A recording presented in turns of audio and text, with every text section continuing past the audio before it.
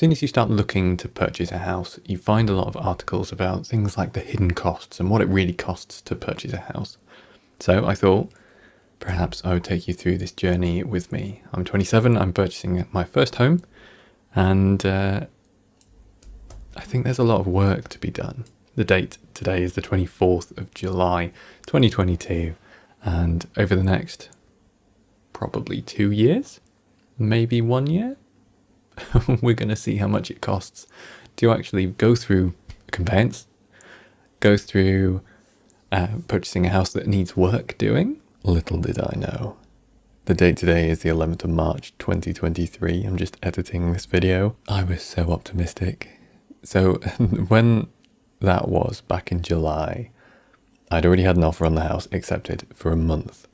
It took me until the 19th of December to actually complete, and I was pushing really, really hard. It was so close to me not being able to get it.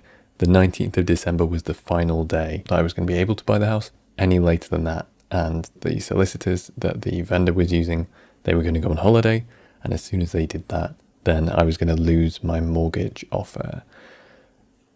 I was pushing really, really hard because mortgage rates went up in the UK. Almost as soon as I got my mortgage offer accepted. So that's why I was trying really hard, because I wouldn't be able to afford a house as on the current mortgage rates. So I have an insane deal and I was able to get it through. So I'll talk about the actual money aspect of this later on in the video, and I'll cover all of the different costs thus far throughout the conveyance that have happened. But essentially, the property was on the market for 200,000. It was in a very bad state, so I came in at 170. And the vendor basically said, we'll settle for 175 as long as you clear all of the stuff. And I thought, hey, how bad can it be?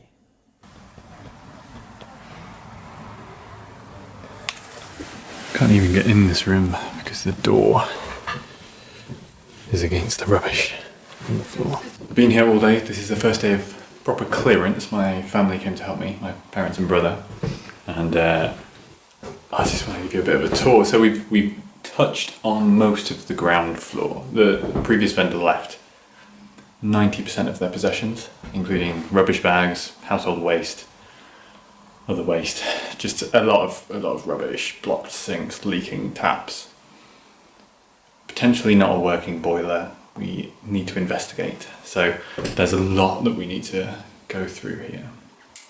But yeah, let me give you a tour. Quite an interesting Victorian fireplace. This house was built in 1890 or thereabouts. Some really interesting period features as well. Even the hallway has a cornicing all the way around it. The front room also has cornice and picture rail. The stairway here has an interesting little quarter round on the bottom step, which is lovely. Pitch pine.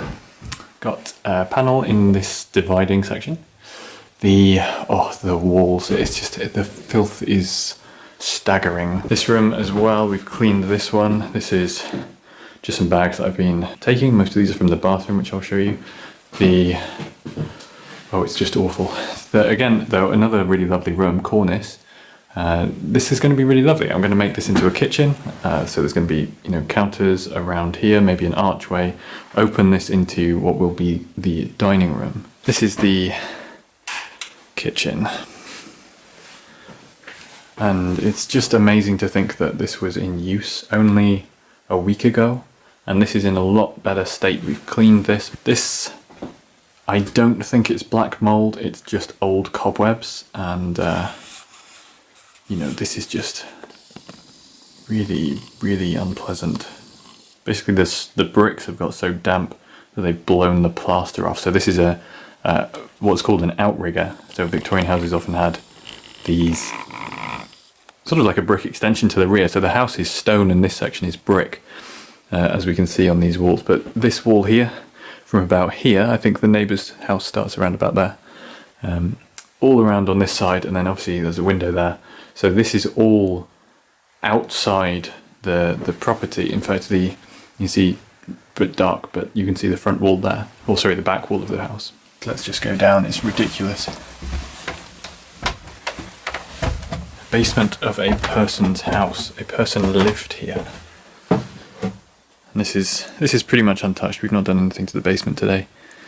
So, I mean, it's just staggering. Quite large though, right? It's the full size of the house. But you know, this is 5 feet, about, what's that, 150, 1.5 meters. So this is just, you know, obviously used to be used as a person's workshop, and then it just became overrun with shit. This is going to be a lovely space when it's done, you know, like a bicycle workshop or a wood workshop, something like that. Like I can actually get back into physical work in here.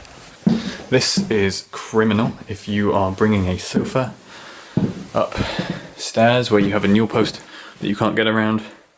These newel posts are usually removable. You don't need to cut them in half. You don't need to cut off all of your stair rod pegs. Ridiculous. Absolutely disgraceful. This room was, you couldn't really get in here, although the vendor was using the bath. There were cabinets. This one specifically just draws out full of rubbish in here. There was another small one here. There was a stack of tools there. So actually I've gained some fairly useful things. Floorboard chisels, power drills. Lovely sliding sash window. Terrible condition, so that's going to need replacing as well. I'm just going to do a whole one job order for all of the windows and get them just all done at once. Oh, there we go. We can actually see what lath and plaster looks like. So this is the back. We see all of these laths, and this is the plaster squeezing through. So that's how we have it throughout pretty much all of the house, except from where we have the plasterboard. But whether or not I'll be able to keep the lath and plaster is another issue, because so much of it is blown, just in an awful state. These pipes, completely without lagging, anywhere in the house, hot water pipe, cold water pipe, no insulation whatsoever. They've put these nice little round corners on. This is just a piece of inch dowel. So, I mean, it would be nice to keep this sort of feature, but I'm gonna just need to see what a plasterer can do for me, because frankly, this is not keepable. You know, this has been scratched out by something. The issue as well when they removed the banister is that this now moves. They've just duct taped it together, so that's lovely. Beautiful pitch pine again. The upstairs seem to have escaped a bit more of the cat's damage. Just trying to sort things out. I mean, this room was awful. There was full cabinetry there, jewellery, just discarded, children's photos, slides. I'm going to try and get some of this stuff back to the previous vendor. This room still smells of cat piss. The whole house just absolutely reeked when I first came to look at it. She had multiple cats, all of their litter trays just unchanged. But this room could be nice. This room could be nice. I don't really like this shelf. I hate the light fitting. It has a fireplace which could be reconditioned. Here's all of these tools I gained. How cool is that? Just a big elephant bucket full of tools now. Continuing on, let's go upstairs. So we haven't actually touched the upstairs at all. I'm gonna have to use my phone here for a torch. These stairs, I mean, they're just, this is just cat filth. Packing peanuts. This is more of indicative of how the house was when I purchased it and how it was. I mean, just look at this. This is a corridor going through. I mean, it's just amazing. Blown bit of lath and plaster. So again, this is water coming through a. It's not a hipped roof. It's where the outrigger angle meets the main property. This will be the office. So I have, you know, sea views from my desk, which is going to be amazing. But it's just so much stuff to go through. I mean, it's fascinating, but it's also tragic. Let's continue on. Filing cabinets, rubbish, slide projectors, rope. This is how the house was left for a new owner. All of their stuff. The floor is just awful. It's just, I mean, look at it. You can probably hear, at this point, the road. Unfortunately, this is as far as I can open the door. So I will just stick you in. Or maybe I can squeeze. This dormer, I mean, that's just open. You can see the enormous amount of water damage that's happened. The whole roof needs replacing. So there we go. Welcome to my home. That little tour took place on the 24th of December, so Christmas Eve. I did not know what to think when I first got hold of it. It was as I'd seen it, but I was not expecting how little they were actually going to take with them. There was a lot more to clear up than I was expecting, and how it's kind of insidious the dirt was also quite surprising. They'd had a real problem with cats spraying in the house. I don't know that their cats were allowed outside. Certainly the litter trays, when I went to view the property, the litter trays were full. I've cleared the house now. It's March. There's still a few bits left to do, so it's not 100% clear. And it has been, every weekend, plus 4 of us spending pretty much a whole week over the Christmas break at the property every day, all day, just clearing, taking stuff out to the recycling centre, coming back, clearing, filling boxes, filling bags. It's a crazy amount of stuff that was in that house. A lifetime of stuff. She left everything. Let's talk about the actual money here. So when buying a house in the UK, it is a little bit different to other countries. When you see the asking price on a property, you offer below the asking price. In places like Scotland and I think Sweden and other places around the world, you see the asking price and you offer above it. So in England, you offer underneath the asking price by however much you think it is worth sort of removing from it. In my case, the house was in quite bad shape, so I removed quite a lot from that in terms of percentage. So the asking price was 200,000, I offered 170, and we settled on 175.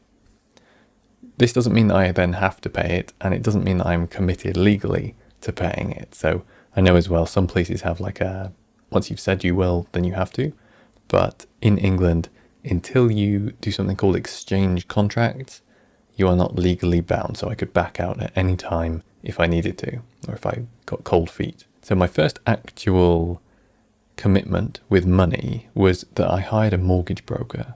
And the mortgage broker, for me, just made sure that it was just a peace of mind, really, just to make sure that the mortgage was going to be a good deal and that I was going to have all of the other protections and insurances in place as needed. And he did a lot of work in setting those things up to come into play when I actually bought the house, when I completed on the house. So my first payment there, £200 to a mortgage broker, and then they arranged to have a mortgage survey. So for my mortgage company to prove to themselves that they're comfortable offering me the amount of money that I'm asking, they basically surveyed the house. So that cost an additional £100 for them to basically just confirm that they can offer the amount that I'm asking for. For my own peace of mind, I then had a home buyers survey. This is where you get a private individual to come out and look at the property, and they'll tell you stuff like what the water main is made of, whether there is dry rot, whether there is a damp problem, whether there's rising damp, whether the structural security of the house is sound. And they might recommend that you get a further survey, a structural survey. But in my case, he went around and basically said it all looks okay from what he could see. There was a bit of a problem with this house because there was so much stuff in it. We couldn't check that there wasn't damp. We couldn't check that there wasn't rotten beams because we couldn't get to the walls. So it was definitely a bit of a gamble on my part. Touch wood, I think it is paying off. I'm really glad that I bought the house and I'm very excited about being able to work on the house now. Home buyers survey, that was an additional £390. I then made sure that I had a solicitor on board. Basically, you can just approach a conveyancing solicitor and say, this is what my situation is. Would you be interested in taking on this work? And then once you commit to that, then you will need to pay them solicitor disbursements. This is a package of money that they can use, that the solicitor can use to do things like requesting flood risk reports and radon reports, all of this sort of thing, to find out about the house. They're called local searches. Now, while all of this stuff was happening, my mortgage broker had set up my protections. So what this was is when you have a mortgage, if you die or if you're critically injured, then you can potentially no longer pay off your mortgage. In that case, somebody has to pay it. I chose to get life insurance and critical illness cover because that basically means that if I'm injured or if I can no longer work, if I can no longer pay my mortgage, then my family won't get my mortgage. It will just be paid off by the insurance. So I have to pay a bit each month. It's not cheap. It's £64 a month. But at the same time, if something happens to me, then my family would be lumbered with a huge, huge bill. So it's just, again, it's a peace of mind sort of thing. It's not a requirement. You don't have to have it, but it is potentially a sensible thing to purchase. Then obviously home insurance, if you have a mortgage, you will be required to have home insurance. And this is, for me, £550 a year. So my home insurance came into play on the date that I completed on the house. So basically the day when I got the keys. That was the 19th of December. That was £555. My life insurance started a few days later. That was on December 28th. And that was £64 a month. Back in November, I preemptively paid my solicitor a deposit amount. And this basically went into their client account. And we were really worried about how much time or how little time we were going to get to actually complete everything. Because everything was running so late. We thought if we complete, it's going to be exchange of contracts and completion in the same day. Fortunately, it wasn't quite that close, but it was still much too close, really, for comfort. I did my exchange deposit earlier, and that is normally 10% of the price of the property. This can be adjusted depending on the size of your mortgage. So, for example, if you had a 95% mortgage, then your exchange deposit would be less because you would only have 5% in your total deposit. So my exchange deposit, that was £17,500. This is all still part of the conveyance. And then my completion deposit is the rest of my deposit. And this actually added £113, which was for something that cost a little bit extra during the solicitor's disbursements. One of the local searches cost more money. So that's why that one is a little bit higher. But essentially my total deposit was £35,000, and that was split over 2 different payments to my solicitor. And then the solicitor deals with exchanging the money. After purchasing the property, I then had my mortgage broker's final fee. So I had the initial one basically to sign him up. And then I had the final one to say thank you for everything that he'd done. So that was £399. Now after this, in my spreadsheet here, you can see that I've just got a bunch of things like Screwfix and Toolstation. So this immediately went into me clearing up. So these were things like bin liners and just a bunch of other stuff. So drills, dust masks, gloves. There's a whole bunch of stuff. I am not including in this spreadsheet food, like needing to eat out while I don't have food prep facilities in the house, or fuel for driving to and from the property. So there are additional hidden costs when buying a house that I'm not accounting for here. The total cost of the conveyance, so the actual purchase of the house itself cost £175,000, but the deposit only actually cost £35,000. So I chose to pay £35,000. Additionally to that, there was £1,600 worth of solicitor's fees and mortgage broker fees. Now, if this was not your first time, then you would also have a stamp duty to pay, but you are exempt when it's your first home. And then obviously there are ongoing costs once you've purchased the house of your mortgage, if you have one, any home insurance each year, as well as life insurance if you've chosen to get that to protect your mortgage. And then obviously utilities, council tax, internet, which I haven't actually got yet. So there's a whole ream of additional payments which are going to be. So I've had the house for 3 months, and we can see that I'm already up to a total here of £41,486. Post conveyance, it has cost me a further what's that, £5,000, give or take, in the last 3 months, £5,000. And this is before any of the major works. So this is where it gets a little bit worrying. I need to make sure that my cash flow stays sufficiently high enough for me to be able to pay for things like the new windows, the new roof, and all of that fun stuff. So this is going to be an interesting project. It's going to last me a lifetime. I was really hoping to be able to sort of live there full time within the year. That is not looking promising, so I can just stay there a couple of times a week at the moment. But hopefully within 2 to 3 years, most of the project will be done. Certain rooms may be just left as like white box, but that's just until I grow into them, start a family. So there we go. That is the literal exact prices and dates that things have been. So you can get a sense of when and where things have happened throughout the conveyance and maybe some sort of prices to expect. That mortgage, £550 a month, that is crazy low. And I was only able to do that because I took out the mortgage when I was 27. And the retirement age in the UK is 67. So that meant I was able to take out a 40-year term mortgage for a relatively cheap property.